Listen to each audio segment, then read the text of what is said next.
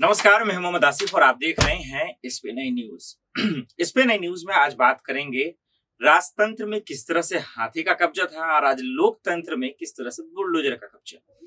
ये शब्द बहुत भारी है, समझ में कम आते हैं लोगों को। वैसे भी आज देश में समझना कौन चाहता है, इसलिए बारीकी से समझेंगे कि पहले यूपी, फिर मध्य प्रदेश और आज दिल्ली में जो बुलडोजरों का सिलसिला चला, इसके क्या मायने हैं, इसको क्या समझा जाए। और ये बहुत जरूरी चीजें हैं।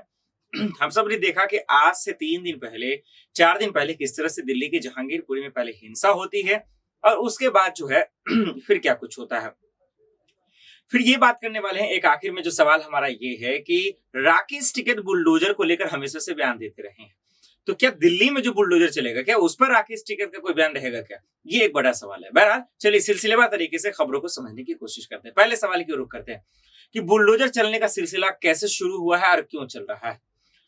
बाबा योगी जी हम सब जानते हैं कि खूब फेमस हुए बुलडोजर के नाम से। दोबारा से सरकार बनी, 10 मार्च को विजय प्राप्त की, 25 मार्च को सीएम योगी फिर से शपथ ले लिए, नई कैबिनेट बनी और जबरदस्त जीत दर्ज की। इन सब के बीच जो है बुलडोजर का काम जैसे ही कैबिनेट बनी उसके बाद शुरू हो गया। पहले समाजवादी पार्टी के कई विधायकों पर बुलडोजर चला, उसके बाद विपक्ष के नेताओं के साथ साथ जानकारों के रिएक्शन भी आने शुरू हो गए।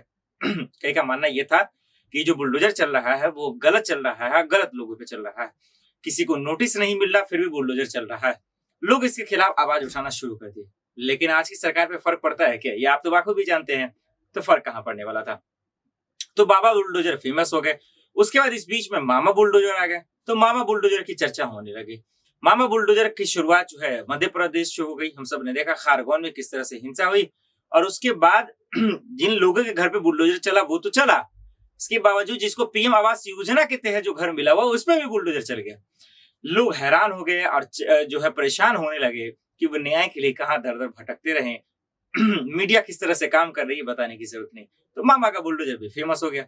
दिल्ली कहां दूर थी, दिल्ली में भी जो है आज बुलडोजर चलना शुरू हो गया। जी हाँ, जहांगीरपुर में जो हिंसा हुई और उसके बाद से जो है आदेश गुप्ता बीजेपी के जो अध्यक्ष हैं, उन्होंने मांग की थी कि जो बुलडोजर से तमाम एमसीडी का बुलडोजर जो है उसको लेकर कि बहुत सारे जो झुग्गियां खुली हुई हैं जो अवैध रूप से है उसको खाली कराई जाए।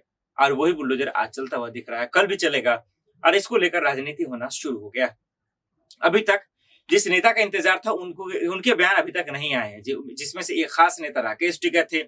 क्योंकि बुलडोजर को लेकर जब बाबा का बुलडोजर जब चल रहा था तो उन्होंने कहा था कि बाबा का बुलडोजर गलत लोगों पे चल रहा है, गरीबों पे चल रहा है, अगर दम है तो बीजेपी के नेता पर चला के दिखाए।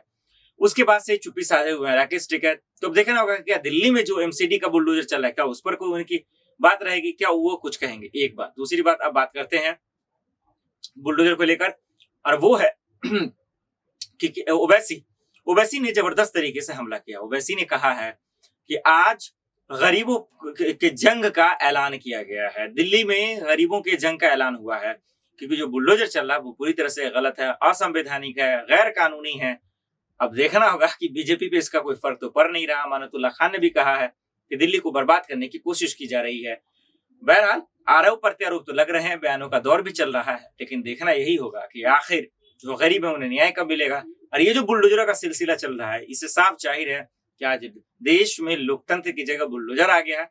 किसी को कोई फर्क नहीं पड़ा, कानून से ऊपर चल गया है क्योंकि हर एक मसले का हल बुलडोजर ही निकाला जा रहा है। देखते हैं कि आखिर इस पर किसके बातों का फर्क पड़ता है, क्योंकि वैसे तो पड़ने वाला है नहीं बीजेपी पे, और कितना असर पड़ता है।